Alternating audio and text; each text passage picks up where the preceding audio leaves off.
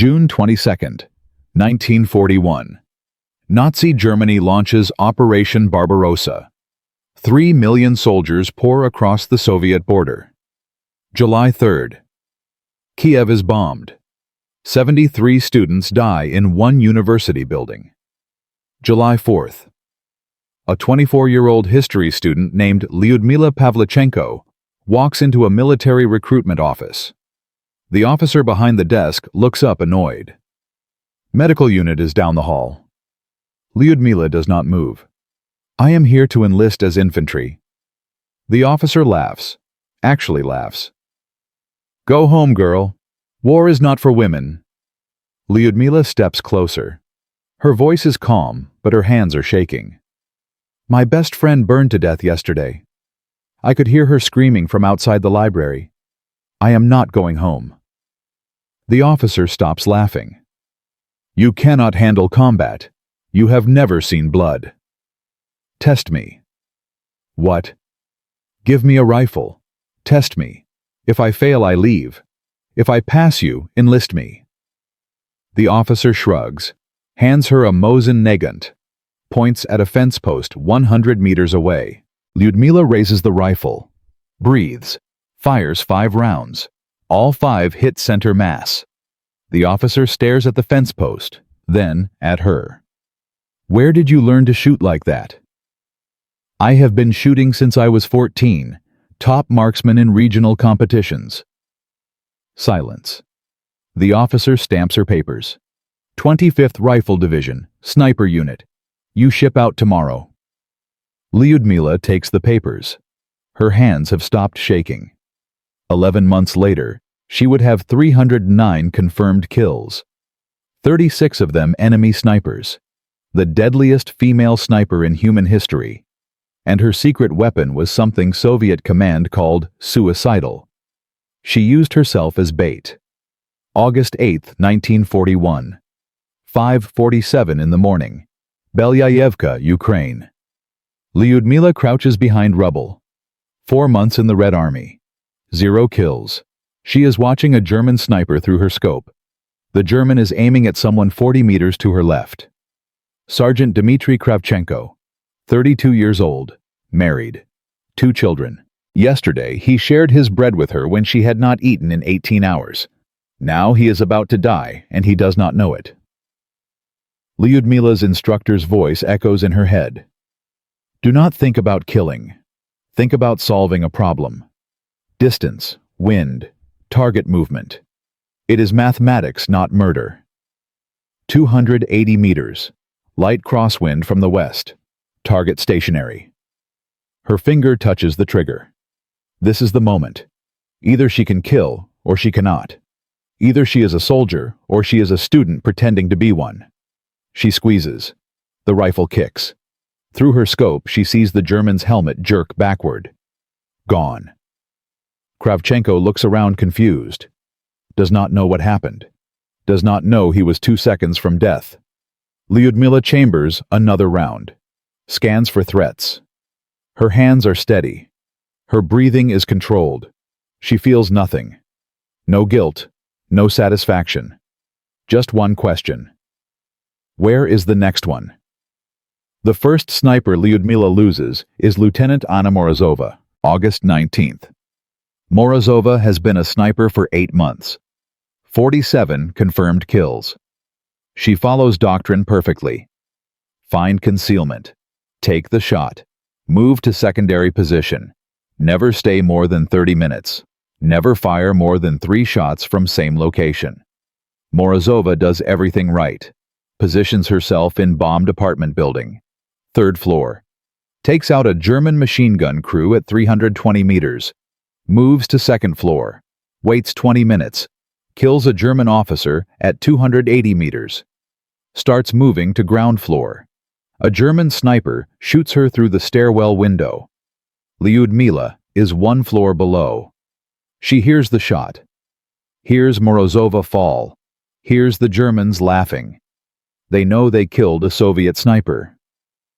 Lyudmila finds her body. Morozova's eyes are still open. Lyudmila closes them. You did everything right, she whispers. Everything right, and you still died. The second sniper she loses is Corporal Viktor Stepanov. August 27th, 19 years old. 6 weeks as sniper. 11 confirmed kills. Good kid. Eager. He sets up in a drainage ditch. Perfect concealment. Takes out 2 Germans at dawn. Follows doctrine. Stays low. Waits 15 minutes. Prepares to move. A German artillery shell lands directly in his ditch. Nothing left to bury. By September, Lyudmila has watched 7 snipers die. 7. Every single one followed doctrine. Every single one was predictable. Every single one is dead. She sits alone at night running the numbers in her head. Soviet sniper takes position. Engages target. Germans triangulate. Counter-sniper responds. Soviet sniper dies. Same pattern. Every time. The doctrine is killing them. A soldier named Boris finds her staring at the ceiling. You should sleep. I am thinking. About what? About how to stop dying. Boris sits down. Doctrine says, doctrine is wrong. Boris stares at her. That is dangerous talk. 7 snipers are dead. That is dangerous reality. She looks at him. The Germans know how we fight. They know we hide, shoot, relocate. They position themselves to intercept. We are predictable. Predictable means dead. So what do you suggest? Lyudmila is quiet for a long moment. Then she says something that makes Boris's face go pale. I am going to make them shoot at me first. The technique is simple. Insane, but simple. 2 nests instead of 1. 4 to 6 meters apart. Decoy in the primary nest. Helmet on stick. Stuffed sleeve. Anything that looks human from 300 meters. Lyudmila hides in secondary nest. Watches. Waits. When German sniper shoots at decoy muzzle flash, gives away position. She has 2 to 4 seconds before they realize the decoy is fake. 2 to 4 seconds to acquire target aim fire. If she misses, she is dead. If she hits, she resets and does it again. Boris shakes his head. Command will court-martial you. Command is not dying out here. I am. This violates every principle of sniper warfare. So did Morozova. So did Stepanov. So did all 7 of them. They followed principles, and they are in the ground. Boris has no answer. Lyudmila checks her rifle. I am done following rules that do not work. September 3rd, 1941, 5:30 in the morning. Lyudmila tests the technique for the first time. Ruined cellar near front lines. German positions 340 meters away. She sets up the decoy. Helmet propped on debris. Looks like a sniper observing. She hides 5 meters to the right. Rifle aimed at most likely German position. And she waits. 45 minutes. Nothing moves. Her muscles ache. Eyes water from staring through scope. Insects crawl across her hands. She does not move. A voice in her head screams at her. This is stupid. This will not work. You are going to die for nothing. She ignores it. 6:17 in the morning. A shot cracks across no man's land. Her decoy's helmet jerks backward. Someone took the bait. Lyudmila scans. There. 320 meters. Muzzle flash. Figure shifting behind brick wall. She has 3 seconds. Her crosshairs settle. She cannot see details. Just a shape. She fires. The figure drops. She does not wait to confirm. Abandons position. Moves 40 meters west. Sets up in different building. Watches. 2 German soldiers appear. Dragging a body. Confirmed kill. It worked. It worked. Lyudmila allows herself one moment. Just one. She thinks of Morozova. Of Stepanov. Of all 7. I am going to kill every single one of them, she whispers. For you. October 1941. Lyudmila has 78 confirmed kills, 22 of them German snipers. Word spreads through Soviet units. The woman sniper who hunts the hunters. Officers come to her. Lieutenant Volkov arrives on October 12th. His eyes are red. He has not slept in days. My platoon has lost 9 men in 4 days. One German sniper. He shoots from different positions, kills officers, radio operators, anyone important. My men refuse to move during daylight. They are terrified. He puts a bottle of vodka on the table. Please, kill him. Lyudmila pushes the vodka back. Keep it. You look like you need it more than I do. You will help. I will help. Not for vodka. For Morozova. For Stepanov. For every sniper the Germans have killed. She studies the railway junction for 2 days. Maps every position. Counts buildings. Measures distances. The German is smart. Never shoots from same place twice. But he has to shoot. And when he shoots, he has to be somewhere. She sets up her trap.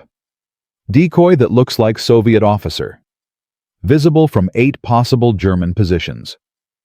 She hides 12 meters away. 6:30 in the morning. Decoy stands in open. Nothing happens for 40 minutes. 7:11. Shot comes. Decoy's helmet spins away. Lyudmila sees the muzzle flash. 420 meters. Inside a destroyed train car. Brilliant hiding spot. She adjusts for distance and wind. The German is moving. She has 5 seconds. She fires. Through her scope, she sees him jerk backward. He stumbles. Not dead. Wounded. Trying to escape. She chambers another round. Fires again. He drops. Volkov's men move in afterward. Find the German dead inside the boxcar. 2 shots, shoulder and head. His logbook lists 67 confirmed kills. Volkov finds Lyudmila afterward. How did you know where he was? I did not know. I made him shoot first. Then I killed him. That is not mathematics. That is courage, or insanity. Lyudmila shrugs. Probably both. The Germans put a bounty on her.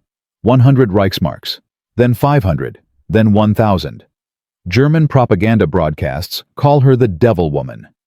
Say she is a myth. Say no woman could kill that many Germans. Lyudmila hears the broadcasts, finds them funny. They are so scared they cannot believe I exist, she tells Boris. Good. Scared enemies make mistakes. She starts leaving signatures. Piece of ribbon near her shooting position. Playing card on dead German snipers. Red Queen. Soviet propaganda names her Lady Death. Newspapers publish stories. Lyudmila never confirms or denies anything. Let them believe what they want. Belief creates fear. Fear creates mistakes. Mistakes create opportunities. She pauses. And opportunities create confirmed kills. November 7th, 1941. Sevastopol. A German sniper has killed 11 Soviet soldiers in 3 days. Officers, sergeants, anyone who gives orders. Nobody can locate him. Nobody can counter him. Major Chernov calls Lyudmila to headquarters, shows her photographs of the dead, entry wounds, perfect placement, every shot fatal. He is destroying our command structure. Officers are afraid to show themselves. The entire sector is paralyzed. He looks at her. You have 48 hours. Find him. Kill him. If you fail, this sector collapses. Lyudmila studies the photographs. I need to see the kill locations. Why? Because I need to think like him. She spends 2 days mapping angles, plotting trajectories, studying terrain. The German changes positions constantly. Never shoots from same place twice. He follows doctrine perfectly, just like Morozova did. Lyudmila identifies 3 most likely positions. Then she makes a decision that terrifies even her. No decoy this time. She will be the bait, her own body, standing in the open. If she is wrong about his position, she will be dead before she hits the ground. This is suicide, Boris says when she tells him. Maybe. You do not have to do this.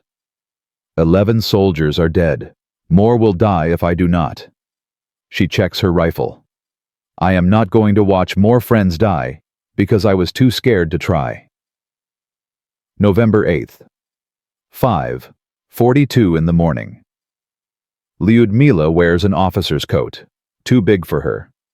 She stands in the open near command post, right where officers usually gather. Her rifle is 4 meters away, propped behind rubble, aimed at the destroyed church tower.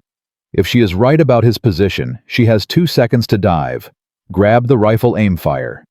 If she is wrong, she is dead.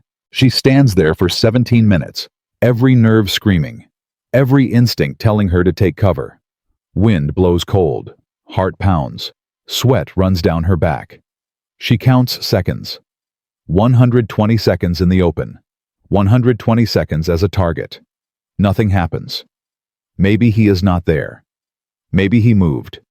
Maybe this whole plan is... The shot comes at 5:59. She hears it before she feels it. Crack of a rifle, snap of a bullet passing centimeters from her head. So close it parts her hair. She dives left, hits ground, grabs rifle, swings toward church tower. Through scope she sees him. 3rd floor. Figure moving back from opening. 3 seconds before he is concealed. She does not calculate, does not adjust, points and fires. Instinct shot. The figure jerks, staggers, falls backward into darkness. She stays down, watches, waits. 3 minutes. Nothing moves. 10 minutes. No return fire. 15 minutes. Boris's clearing team enters the church. They reach the 3rd floor. Boris appears at tower opening. Waves. All clear. Target down. Confirmed kill. Lyudmila lowers her rifle. Her hands are shaking, not from fear, from adrenaline crash. She just survived a sniper duel, made herself bait, took an impossible shot, and won. They find his logbook, 94 confirmed kills. His rifle is custom modified. This was no ordinary sniper. This was a hunter. And she killed him. She thinks of Morozova again. Thinks of all 7 snipers who died following doctrine. I told you, she whispers to ghosts only she can see. I told you I would kill them all. By May 1942, Lyudmila Pavlichenko has 309 confirmed kills, 36 enemy snipers, 187 officers and NCOs. She uses the bait technique in at least 60 engagements, maybe more. She is wounded 4 times. Refuses evacuation every time. Her methods are being taught in Soviet sniper schools. The doctrine is changing. Aggressive tactics, psychological warfare, using the enemy's expectations against them. All because one woman decided predictable meant dead. But her war is not over. In Part 2, we will see how Lady Death faces her greatest challenge yet, a German counter-sniper unit specifically designed to hunt her. 12 of their best marksmen, against one woman. The hunt begins. 309 confirmed kills, 36 enemy snipers, one woman against the entire German war machine. In Part 1, we saw how Lyudmila Pavlichenko transformed from a history student into Lady Death. We saw her develop a technique Soviet doctrine called suicidal, using herself as bait, drawing fire, killing whoever shot at her. We saw her defeat a legendary German sniper in a duel that should have killed her. But success on the battlefield does not mean acceptance from command. And in November 1941, Lyudmila Pavlichenko was about to face an enemy far more dangerous than any German sniper. Soviet military bureaucracy. Her kill count was rising. Her methods were working. And her commanders wanted her to stop. Because in the Red Army, being right was not enough. You had to be right the approved way. And Lyudmila's way was anything but approved. November 15, 1941. Sevastopol. Colonel Dmitry Krylov summons Lyudmila to headquarters. She has heard of Krylov. Old guard. 30 years in the military. Fought in the Civil War. Believes in doctrine the way priests believe in scripture. She enters his office. Krylov does not look up from his papers. Close the door. She closes it. Sit. She sits. Silence. Krylov continues reading. 1 minute. 2 minutes. A power play, making her wait. Finally he looks up. His eyes are cold. Junior Lieutenant Pavlichenko, you have been filing irregular combat reports. My reports are accurate, Comrade Colonel. Your reports describe tactics that violate sniper doctrine. My tactics work. Your tactics are unauthorized. He slams his hand on the desk. You have been using yourself as bait, exposing positions deliberately, engaging without proper concealment protocols. I have 309 confirmed kills. I do not care about your kills. Lyudmila stares at him, does not understand. Comrade Colonel, I am killing Germans. Is that not the objective? The objective is to follow orders. The objective is discipline. The objective is a functioning military structure where soldiers do not invent their own tactics because they think they know better than doctrine developed over decades. He stands, walks around the desk, towers over her. You are teaching other snipers your methods, without authorization, without approval. You are undermining the entire training structure. I am saving lives. 7 snipers died following doctrine before I... 7 snipers died because they were not skilled enough, not because doctrine failed. Lyudmila feels her hands clench. Morozova, Stepanov, all 7 of them, not skilled enough. The words burn. With respect, Comrade Colonel Morozova had 47 confirmed kills. She was one of our best. She followed doctrine perfectly. She died anyway. Then she made a mistake. Her mistake was being predictable. Doctrine made her predictable. The Germans knew exactly how she would move. Krylov's face hardens. You are dangerously close to insubordination, Junior Lieutenant. I am dangerously close to the truth. Silence. Krylov returns to his desk. Sits. His voice is quiet now. More dangerous than when he was shouting. You have 2 choices. Stop teaching your unauthorized methods immediately. Return to standard doctrine. Or face court-martial for undermining military discipline during wartime. Court-martial. During wartime. That meant firing squad. You have 24 hours to decide. Lyudmila stands, salutes, walks out. Her mind is racing. 24 hours. She could comply. Go back to doctrine. Watch more snipers die. Or she could fight. But how do you fight your own army? That night, Lyudmila sits alone in her quarters. Boris finds her staring at the wall. I heard about Krylov. Word travels fast. What are you going to do? I do not know. Boris sits beside her. There might be another way. What way? Major General Ivan Petrov, commander of the Coastal Army. He is not like Krylov. He cares about results, not doctrine. And he has the authority to authorize new tactics. Why would a major general listen to a junior lieutenant? Because his son was killed by a German sniper 3 weeks ago. Lieutenant Alexei Petrov, 22 years old, following doctrine perfectly when a German counter-sniper found him. Lyudmila looks at Boris. How do you know this? Everyone knows. Petrov has not been the same since. He has been asking questions, asking why our snipers keep dying, asking if there is a better way. A father who lost his son. A general looking for answers.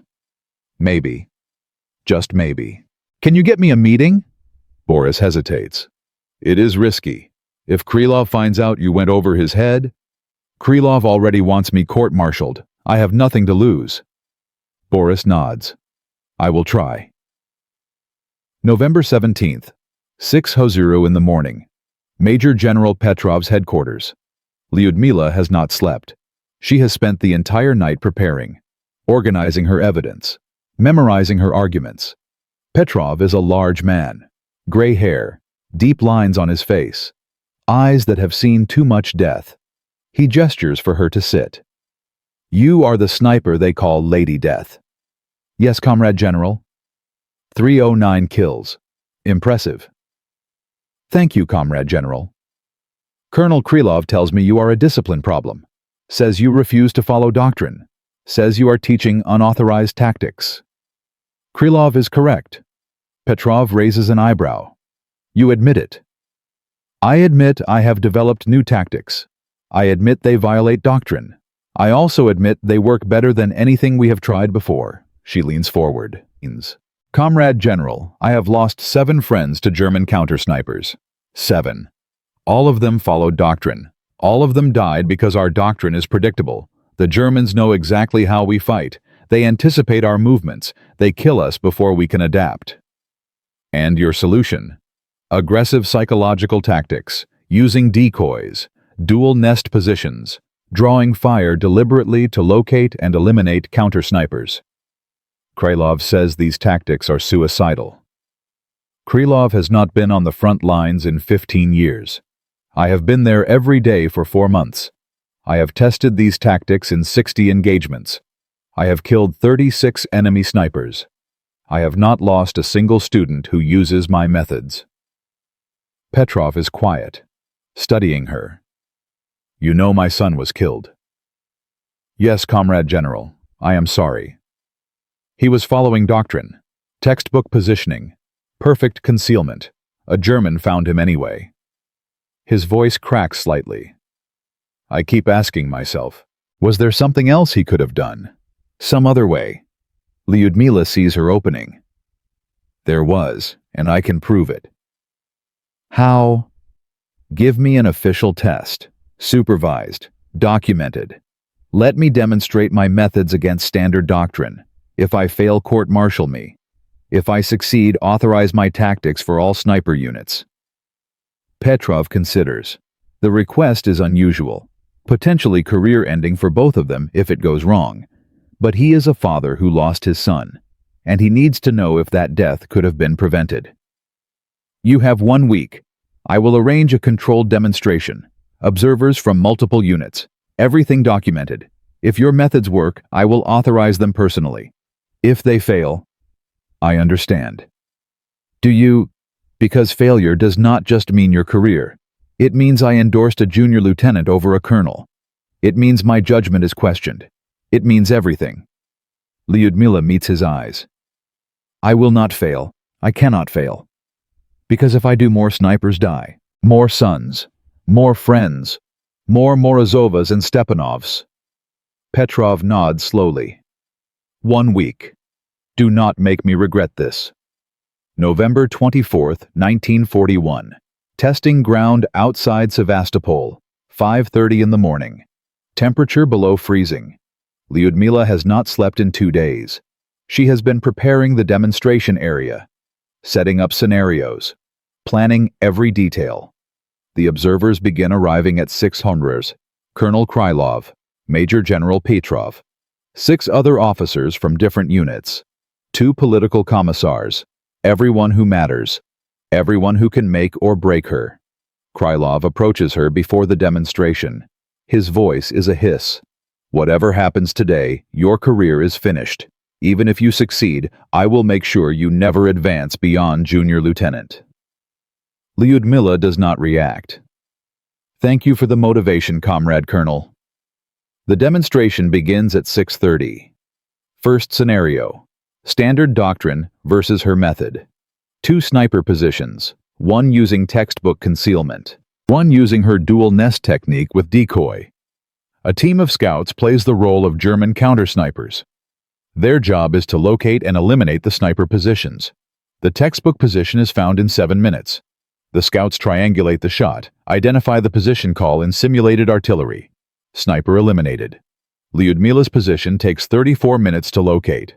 The scouts shoot at the decoy first, waste precious time. When they finally identify the real position, Lyudmila has already relocated twice. She eliminates 3 of the 4 scouts before they can respond. Krylov scoffs. Controlled conditions means nothing. Second scenario. Counter-sniper engagement. Lyudmila versus a Soviet marksman playing the role of German counter-sniper. Both positioned 300 meters apart. Both trying to locate and eliminate the other. The Soviet marksman is good. 12 years experience. 40 confirmed kills. He follows doctrine perfectly. Sets up an excellent concealment. Waits for Lyudmila to expose herself. Lyudmila does not play his game. She sets up a decoy. Waits. The marksman sees movement. Takes the shot. Hits the decoy. His muzzle flash reveals his position. Lyudmila fires. Simulation hit. Time elapsed. 4 minutes, 23 seconds. The marksman stands up, shakes his head. I never saw her real position.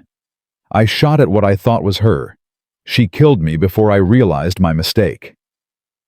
Third scenario, the one that will decide everything. Active hunting in simulated urban environment. Destroyed buildings. Multiple hiding spots. Lyudmila against 3 experienced snipers working together. Her job is to eliminate all 3. Their job is to survive for 30 minutes. The 3 snipers spread out. Take defensive positions. Follow doctrine. Lyudmila studies the terrain. Identifies likely positions based on sight lines and escape routes. Just like she did with the church tower German. She does not rush. Sets up her first position. Places a decoy visible from 2 of the 3 likely enemy locations. Waits. 7 minutes. Nothing. The 3 snipers are patient, disciplined. They are not taking the bait. Lyudmila adjusts, moves closer, more aggressive positioning. Makes her decoy more visible, more tempting. 11 minutes. Still nothing. Krylov smirks, whispers to Petrov. She is wasting time. Doctrine says patience. She is getting impatient, making mistakes. Lyudmila hears him, ignores him. She knows what she is doing. She is not getting impatient. She is reading the enemy, understanding their psychology. They are scared. They know her reputation. They are being overly cautious. Fear makes people predictable in a different way.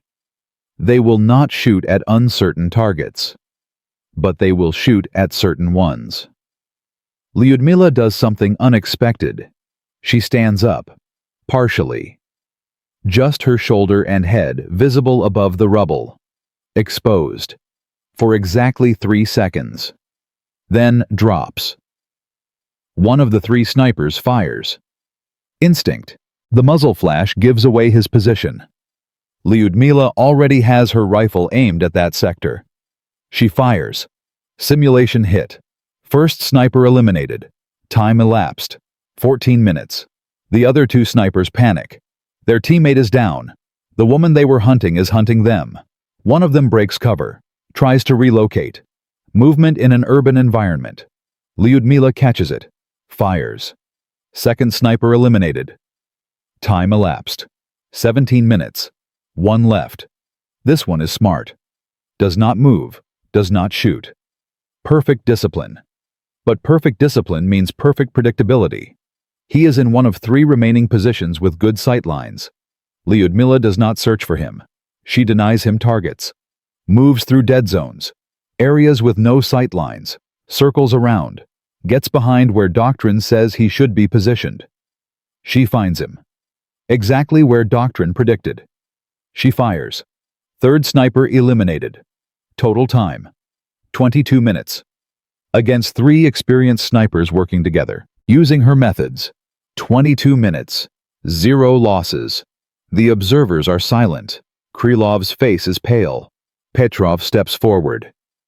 Time. 22 minutes. Comrade General. Casualties.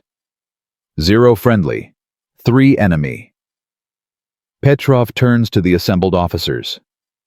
Gentlemen, we have just watched a junior lieutenant eliminate 3 experienced snipers in less than half the allotted time. Using tactics our doctrine calls suicidal. He pauses. I am authorizing immediate implementation of these methods in all sniper training programs. Colonel Krylov will oversee the transition. Krylov looks like he has swallowed poison. Comrade General, I must protest. Your protest is noted and rejected. Results matter more than tradition. Junior Lieutenant Pavlichenko has proven her methods work. We will use them. Lyudmila allows herself 1 moment. Just one. She has won. December 1941. Lyudmila travels between Soviet units, training snipers, teaching her methods. It is exhausting work. Many do not want to learn. We have been doing this for years. Some girl thinks she knows better. Lyudmila does not argue. She demonstrates, shows them the dual nest technique, shows them how decoys work, shows them how to think like the enemy. Some refuse to listen. They die within weeks, following doctrine that the Germans have already decoded. Others learn, adapt, survive. By January 1942, Soviet sniper casualties have dropped by 40% in units using her methods. 40%. German losses to sniper fire have increased by 60%. 60%. The numbers do not lie. More importantly, experienced snipers are surviving long enough to train others. Knowledge is spreading, multiplying. What started as one woman's desperate innovation is becoming standard practice. German intelligence notices the change. Reports start appearing in Wehrmacht documents. Soviet snipers are operating differently. More aggressive, less predictable, harder to locate, harder to kill. The reports mention a name: Pavlichenko, the woman they call Lady Death. The Germans put a bounty on her. 10,000 Reichsmarks, dead or alive. The highest bounty on any Soviet soldier. But Lyudmila does not know about the bounty. She does not know that German command has made a decision. A special unit. 12 of their best marksmen. Counter-sniper specialists. One mission: find and kill Lyudmila Pavlichenko. They call it Operation Lady Death. 12 hunters, against one woman. And they are already on their way to Sevastopol. In Part 3, we will see the deadliest sniper duel of the Second World War. 12 German marksmen versus one Soviet woman. A hunt that will last 3 weeks. Cost 17 lives. And force Lyudmila to make a choice that will haunt her forever. The hunters have become the hunted. And Lady Death is about to learn that there are some enemies even she cannot defeat alone. The real war begins now. From history student to Lady Death. 309 confirmed kills, 36 enemy snipers. In Part 1, we saw Lyudmila Pavlichenko develop a technique Soviet doctrine called suicidal, using herself as bait. In Part 2, we saw her fight Soviet bureaucracy, prove her methods worked, train a new generation of snipers. Soviet sniper casualties dropped 40%. German losses increased 60%. The numbers did not lie. But success has consequences. When you kill enough Germans, the Germans notice. When you train others to kill even more Germans, the Germans react. In December 1941, Wehrmacht intelligence identified a single name responsible for the transformation of Soviet sniper tactics: Pavlichenko. They put a bounty on her head. 10,000 Reichsmarks, the highest bounty on any Soviet soldier. But money was not enough. They needed certainty. They needed professionals. 12 of Germany's deadliest marksmen. One mission: kill Lady Death. They called it Operation Teufelsjagd, Devil Hunt. Devil, and they were already inside Sevastopol's perimeter. December 12, 1941. Wehrmacht headquarters in Simferopol. Colonel Ernst Vogel reads the latest casualty reports. His face grows pale. In the past 6 weeks, German sniper units have lost 43 men in the Sevastopol sector alone. 43. Before October, the average was 7 per month. Now it is nearly 11 per week. Something has changed. Soviet snipers are not fighting the same way anymore.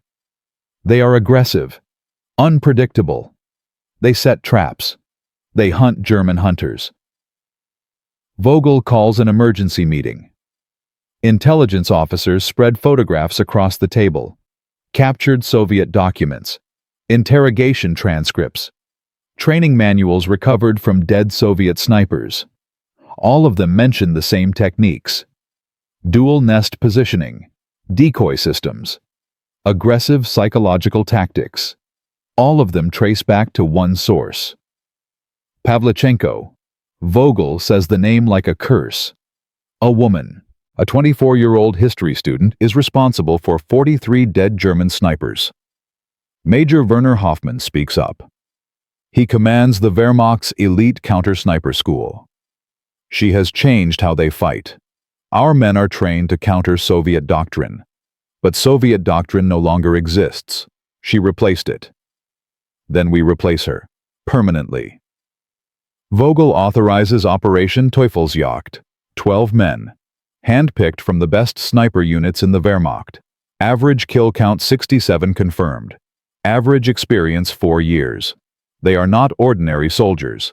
They are specialists. Hunters who have never failed to kill their target. Their leader is Oberfeldwebel Klaus Brenner. 89 confirmed kills. Veteran of Poland-France and the Eastern Front. He has killed Soviet snipers before, many of them. He studies Lyudmila's file for 3 days, memorizes her tactics, her patterns, her psychology. She uses herself as bait, he tells his team. She draws fire, kills whoever shoots at her. Clever, but predictable in its own way. She needs someone to shoot first. We will not shoot first. We will wait. We will watch. We will find her pattern, and then we will kill her. December 15th. The 12 hunters enter Sevastopol's combat zone. They split into pairs, 6 two-man teams, covering different sectors, all of them looking for one woman. The hunt begins, but Lyudmila does not know she is being hunted. Not yet.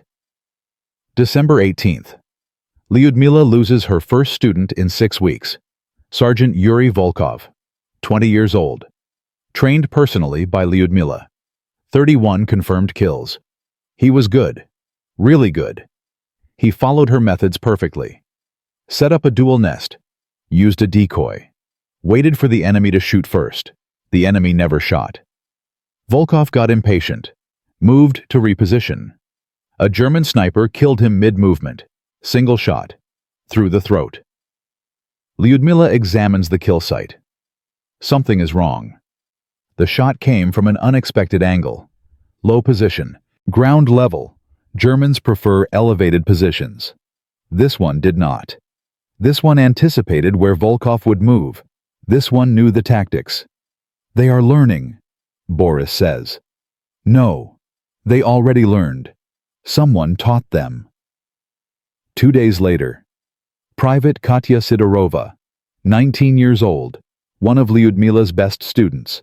17 confirmed kills, found dead in her secondary nest. Not her primary, her secondary. The German knew about the dual nest system, knew which position was real, knew which was decoy, shot her through the skull before she could react. Lyudmila feels something she has not felt in months. Fear. Not fear of death. Fear of failure. Her methods are being countered. Her students are dying. Someone out there is hunting her hunters. December 22nd. Another death. December 24th. 2 more. In 1 week, Lyudmila loses 5 trained snipers. 5. All of them using her methods. All of them killed by shooters who seem to know exactly what to expect. Major General Petrov summons her. Your casualty rate is spiking. Krylov is demanding I revoke authorization for your tactics. This is not a failure of tactics. This is a targeted operation. The Germans have sent specialists. They are hunting my students to draw me out. How do you know? Because that is what I would do. She pauses. They want me. They are killing my people to make me angry, to make me careless, to make me come to them. Will you? Lyudmila's jaw tightens. Yes, but on my terms, not theirs. December 26, 1941. Sevastopol. Sector 7. Lyudmila has spent 3 days preparing, studying the kill sites, mapping angles, identifying patterns. The Germans are good. Very good. But they have a weakness. They are patient. Too patient. They wait for perfect shots. They do not take risks. They are playing defense. Lyudmila has built her entire career on punishing defensive players. She sets up in the ruins of a textile factory. Not a standard position. Too exposed. Too obvious. Any trained sniper would dismiss it immediately. That is exactly why she chooses it. She is not hiding. She is advertising. Come find me. 5:30 in the morning, still dark. Lyudmila waits. She has placed 3 decoys in 3 different locations, all of them visible from elevated positions, none of them visible from ground level. If the Germans shoot at a decoy, she will know they are using elevated positions. If they do not shoot, she will know they are at ground level. Either way, she learned something. 6:15. First light. A shot cracks across the factory floor. One of her decoys jerks. Elevated position. Northwest. 3rd floor of a bombed apartment building. Lyudmila does not shoot back. Not yet. She waits. Watches. Counts seconds. A second shot. Different angle. Northeast. Another elevated position. They are working in pairs. Standard counter-sniper protocol. One shoots, one watches. If she fires at the first shooter, the second will spot her muzzle flash. Kill her before she can relocate. Smart. But Lyudmila is smarter. She does not fire at either position. Instead, she moves, abandons the factory, circles around, gets behind the northeast building. The Germans expect her to shoot. They expect her to reveal her position. They do not expect her to hunt them on foot. 6:47. Lyudmila enters the apartment building from the rear. Silent. Rifle ready. 3rd floor. She moves through debris.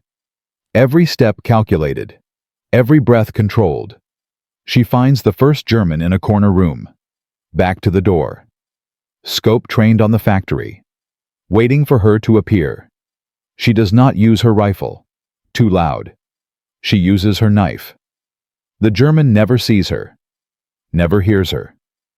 One moment he is alive. The next he is not. His partner is 1 floor up. Still watching the factory. Still waiting.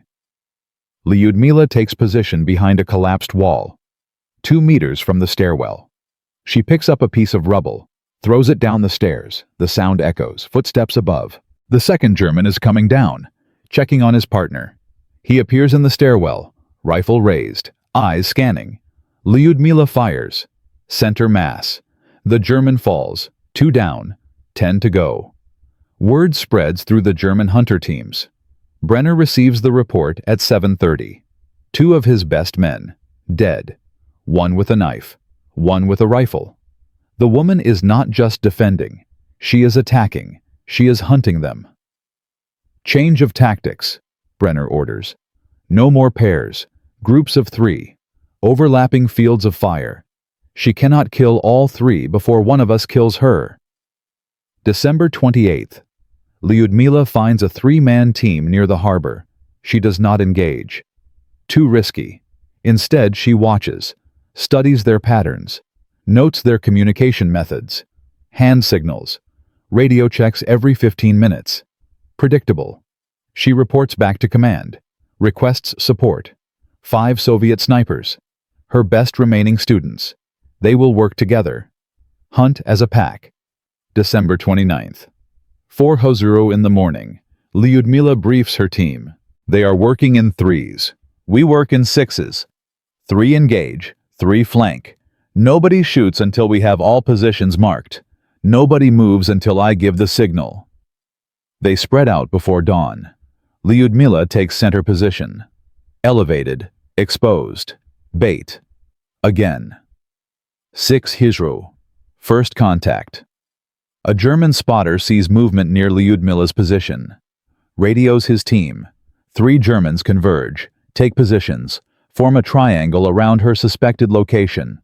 They do not know about the other 5 Soviets. They think they are hunting 1 woman. They are wrong. 6:23. Lyudmila gives the signal. 3 shots, simultaneous. 3 Germans drop. Before the bodies hit the ground, the Soviet flankers are moving, circling, looking for any Germans who might have escaped. They find one. Running. Lyudmila shoots him in the back. Not honorable. But war is not about honor. It is about survival. 4 more down. 6 remain. January 1942. The hunt continues. Brenner is getting desperate. He has lost 6 men, half his team. The woman is better than he expected. Faster, smarter, more ruthless. He requests reinforcements. Command denies him. Finish the mission with what you have. January 8th. Brenner makes a decision. He will kill her himself. Personally. No more team tactics, no more coordination. One-on-one. Sniper against sniper. He studies every report, every kill site, every pattern. He finds something. Lyudmila likes high ground when she is hunting, ground level when she is baiting. She shoots between 6:00 and 7:30 in the morning, never later. She favors the industrial district. Burned factories, collapsed warehouses, good sight lines, multiple escape routes. He knows where she will be. He knows when she will be there. Now, he just needs to be better. January 12th, 5:15 in the morning. Brenner positions himself in a water tower.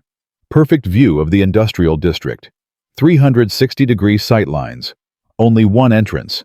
If she finds him, she has to come through a door. He will hear her coming. He waits. 6 Huzuro, movement, eastern edge of the district, a figure, moving carefully, rifle in hand. Too far to confirm identity, but the movement pattern is right. Cautious, professional, aware. He tracks her through his scope, waits for a clear shot. She stops near a collapsed warehouse. Sets up position. His finger touches the trigger. Wait, something is wrong. The figure is not moving like a sniper. Moving like bait, deliberately visible, deliberately exposed. It is a trap. Brenner pulls back from his scope, scans the area, looking for the real threat. There, 200 meters east. A muzzle, pointed directly at his water tower. She found him. She knew he would come. She set up a decoy and waited for him to reveal himself. The shot comes before he can react. The bullet enters through the observation slot, hits him in the chest. He falls. Klaus Brenner, 89 confirmed kills. Veteran of 3 campaigns. Dead. Killed by a 24-year-old history student who used herself as bait. The remaining 5 Germans of Operation Teufelsjagd withdraw on January 15th. Mission failed. They report to Colonel Vogel. The woman cannot be killed by conventional means. She anticipates everything, counters everything. She is not human. Vogel reads the report. 12 of Germany's best snipers. 6 dead. Mission abandoned. 1 woman. He writes a single note in the file. Pavlichenko, do not engage. Avoid her sector. The hunt is over. Lady Death won. The impact spreads like fire through Soviet forces. News of Lyudmila's victory against the German hunter team reaches every unit in Sevastopol. 12 elite German snipers sent specifically to kill her. 6 dead. The rest retreated. Morale soars. Soldiers who had been afraid to move during daylight start fighting again. Officers who had been hiding start leading again. The psychological effect is immeasurable, but the tactical effect is even greater. German snipers in the Sevastopol sector become cautious. Too cautious. They stop taking aggressive positions. Stop hunting Soviet forces. They are afraid.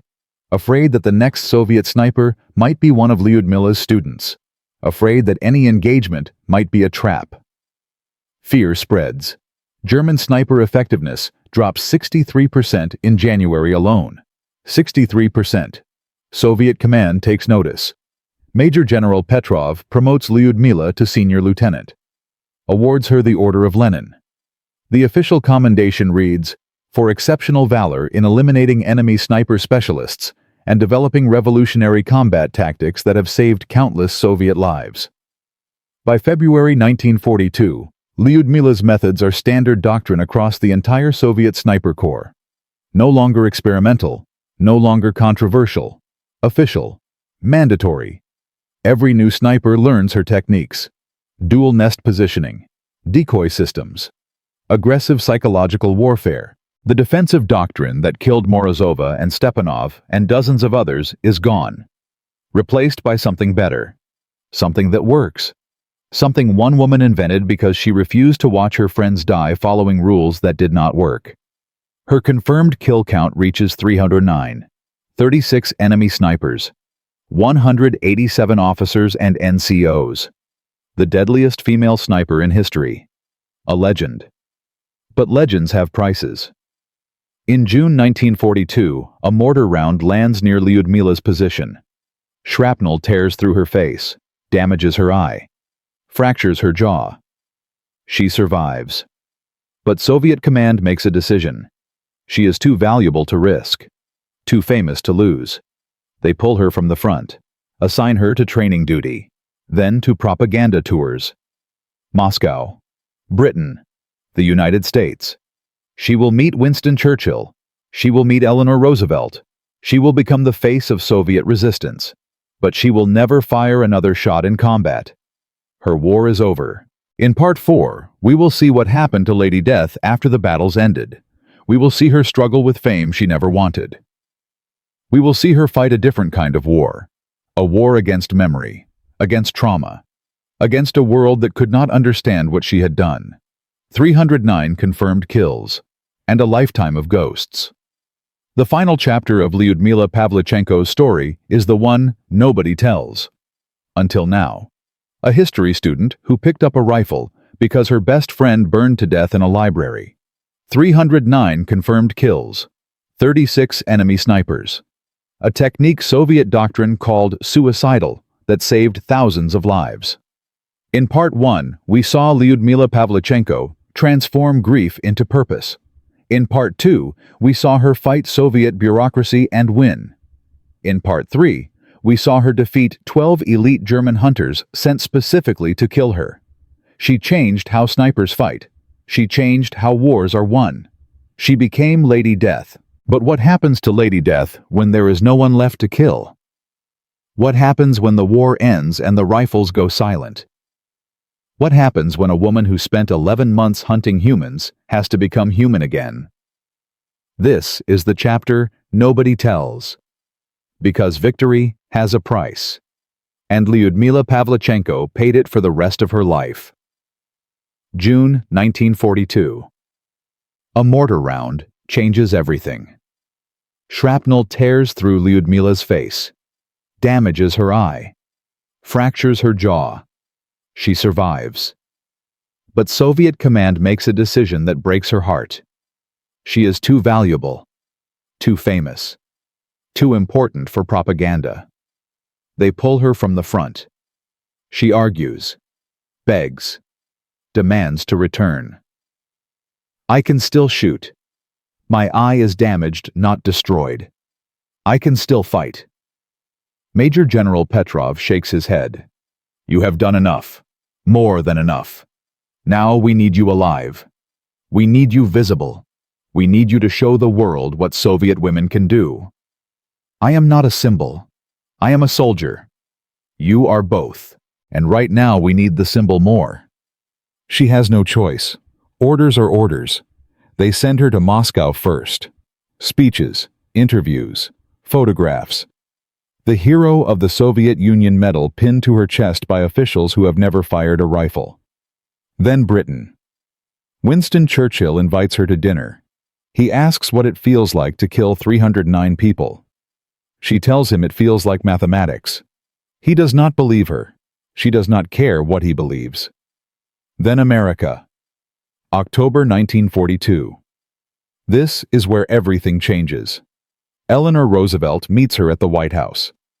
The First Lady is fascinated. A woman warrior. A feminist icon before feminism had a name.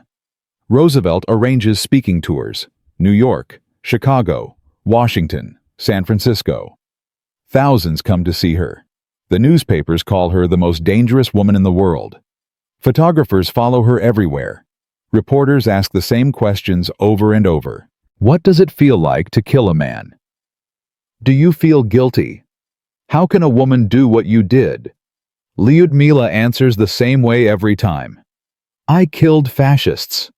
I do not feel guilty about killing fascists. I feel guilty about the ones I did not kill. American women love her. She represents something they cannot be. Combat is closed to American women. But here is Lyudmila. Proof that gender means nothing when survival is at stake. American military officers are skeptical. They question her kill count. Say it is propaganda. Say no one could kill 309 enemies in 11 months. The War Department investigates. Cross-references her kills with German casualty reports. The numbers match. She is telling the truth. The tour lasts 6 months. By the time it ends, Lyudmila is exhausted, hollow. She has smiled for thousands of photographs, shaken thousands of hands, told her story thousands of times. But she has not fired a rifle in 8 months, has not felt the kick against her shoulder, has not solved the mathematics of distance and wind and target movement. She returns to the Soviet Union in March 1943. They assign her to training duty. She teaches new snipers, passes on her knowledge, watches young soldiers learn the techniques that kept her alive. Some of them will die anyway. War does not care about technique, but more will survive because of what she taught them. The war ends in May 1945. Lyudmila is 28 years old. She has spent 4 years as a symbol, a poster, a propaganda tool. The rifle that killed 309 Germans sits in a museum. She is not allowed to touch it. But the real Lyudmila Pavlichenko does not exist in museums. She exists in nightmares. The nights are the hardest. She sees their faces, all 309 of them. She does not know their names, does not know if they had families, does not know if they were good men or evil men. She only knows that she killed them, and they visit her in dreams. Morozova visits too. Stepanov, all 7 snipers who died before Lyudmila changed everything. They ask her why she survived when they did not. She has no answer. She married twice after the war. The first marriage ended quickly. Her husband could not understand why she woke up screaming, could not understand why she flinched at loud noises, could not understand why she sometimes stared at nothing for hours. The second marriage lasted longer. A fellow veteran who had seen his own horrors. They understood each other's silences. She had one son, Rostislav. She tried to be a good mother, tried to give him a normal life. But how do you explain to a child that his mother killed 309 people? How do you explain that she was good at it, the best in the world at ending human lives? She never talked about the war with him, never showed him her medals, never told him the stories that made her famous. She wanted him to know Lyudmila the mother, not Lady Death. The Soviet government gave her a comfortable life, an apartment in Kiev, a pension, occasional speaking engagements. She studied history at Kiev University, finally completed the degree she started before the war, became a research assistant at the Soviet Army headquarters. A desk job, papers and files instead of rifles and scopes. She was 32 years old when she graduated, the same university where her professor died under rubble, the same campus where Natasha burned in the library. She walked those grounds every day, remembered who she had been before the war, wondered if that person still existed somewhere inside her. But her real legacy was not in museums or medals.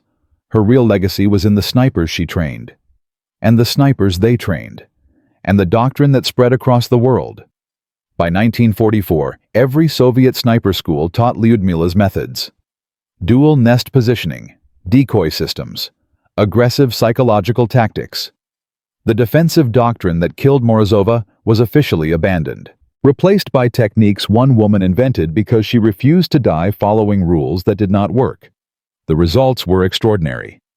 Soviet sniper effectiveness increased by over 200% between 1942 and 1945. German casualties from sniper fire tripled. More importantly, Soviet sniper survival rates doubled. Snipers were living long enough to become experienced, to train others, to multiply the knowledge. By the end of the war, the Soviet Union had produced over 2,000 trained snipers using Lyudmila's methods. 2,000 hunters who understood that aggression beats defense, that psychology beats marksmanship, that making yourself the target is sometimes the only way to find the enemy. But the influence did not stop with the Soviet Union. After the war, Military observers from around the world studied what the Soviets had done. American intelligence officers interviewed captured German soldiers about Soviet sniper tactics. The Germans described techniques that sounded insane. Snipers who exposed themselves deliberately, who used decoys, who hunted in packs, who turned every engagement into psychological warfare. The Americans took notes. By the Korean War, U.S. Marine Corps scout snipers were training with techniques adapted from Soviet methods. They did not call it Pavlichenko doctrine. They did not credit a Soviet woman. But the fingerprints were unmistakable. Dual positions, decoy systems, aggressive counter-sniper tactics, the same principles Lyudmila developed in the ruins of Sevastopol. Vietnam saw further evolution. American snipers facing Viet Cong marksmen used psychological tactics directly descended from Lyudmila's innovations. The enemy expects you to hide, so you do not hide. You make yourself visible. You control what they see. You make them react to you instead of reacting to them. Modern sniper doctrine across virtually every major military continues to incorporate these principles. The British Special Air Service, Israeli Defense Forces, German KSK, French GIGN. All of them teach variations of what Lyudmila figured out in 1941. None of them mention her name. The U.S. Army Sniper School at Fort Benning uses case studies from the Siege of Sevastopol in advanced training courses. The instructors describe a Soviet sniper who revolutionized counter-sniper tactics. They do not always mention that the sniper was a 24-year-old woman. The techniques have been refined, modernized, adapted for new technologies and new battlefields. Thermal imaging, night vision, drone surveillance. But the core principles remain unchanged. Control the engagement. Make the enemy react to you. Use their expectations against them. One woman, 11 months of combat, 309 kills, and a legacy that has saved thousands of lives in conflicts she never knew about. In wars fought decades after her death. On battlefields she could never have imagined. That is the true measure of innovation. Not what it accomplishes in the moment, but what it makes possible for generations who come after. The deeper lesson of Lyudmila Pavlichenko is not about sniper tactics. It is about how change happens, how systems resist innovation, how individuals break through anyway. When Lyudmila developed her methods, she was a junior lieutenant, the lowest commissioned rank. A woman in a military that did not believe women could fight. A history student in a world that valued only experience. Everything about her screamed irrelevant. Everything about the system said her ideas should be ignored. Colonel Krylov represented that system. 30 years of military experience. Absolute faith in doctrine. Certainty that rules existed for good reasons. That deviation meant chaos. That discipline mattered more than results. He was not stupid. He was not evil. He was a product of institutional thinking. The belief that systems know better than individuals, that proven methods beat untested innovations. That the way things have always been done is the way they should continue to be done. Lyudmila challenged all of that. Not with arguments, not with theory, with results. 78 kills before anyone officially acknowledged her methods. 5 dead German snipers before command took notice. A controlled demonstration that proved beyond doubt that her crazy ideas worked better than sacred doctrine. This pattern repeats throughout history. Billy Mitchell demonstrated air power by sinking battleships. The Navy court-martialed him anyway. Hugh Dowding developed radar defense for Britain. The Air Ministry resisted until Germany started bombing London. Percy Hobart created specialized tanks for D-Day. The Army tried to force him into retirement.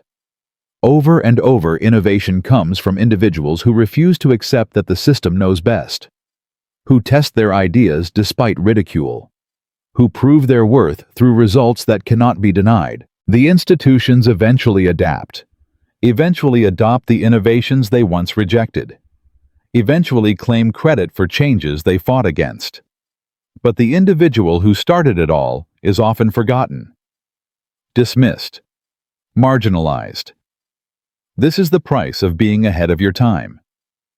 Lyudmila paid it, spent the last decades of her life as a minor historical footnote, a propaganda curiosity, a Soviet symbol that the West preferred to forget. The system she saved refused to fully acknowledge what she had done, could not admit that a junior lieutenant had been smarter than generals, that a woman had revolutionized warfare, that breaking rules had saved more lives than following them. Some things are too threatening to admit, even when they are obviously true. There is one detail about Lyudmila Pavlichenko that almost nobody knows. In 1957, 15 years after her combat service ended, she received a letter.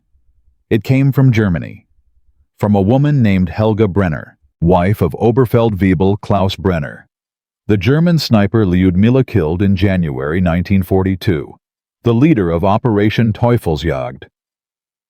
Helga had spent 15 years trying to find out what happened to her husband.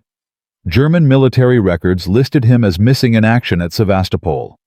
No body recovered. No confirmation of death.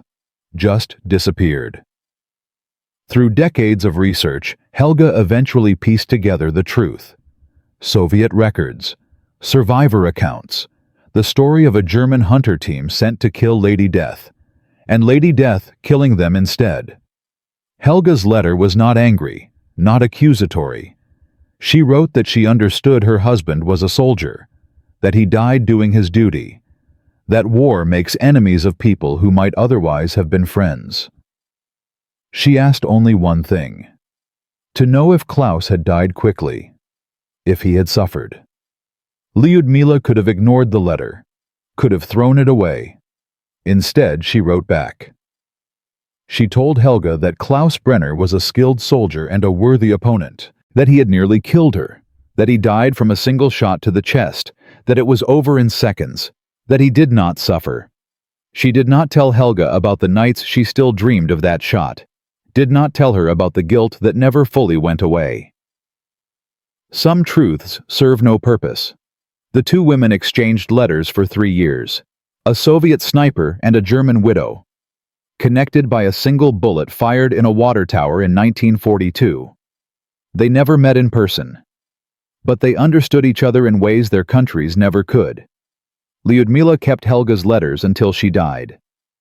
They were found in her apartment afterward, tied together with a piece of ribbon, the same kind of ribbon she used to mark her sniper positions during the war.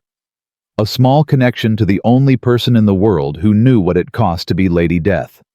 Not the kills, not the glory, the weight of being the one who survived. Lyudmila Pavlichenko died on October 10, 1974. She was 58 years old. A stroke took her quickly.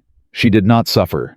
The Soviet Union gave her a hero's funeral, full military honors.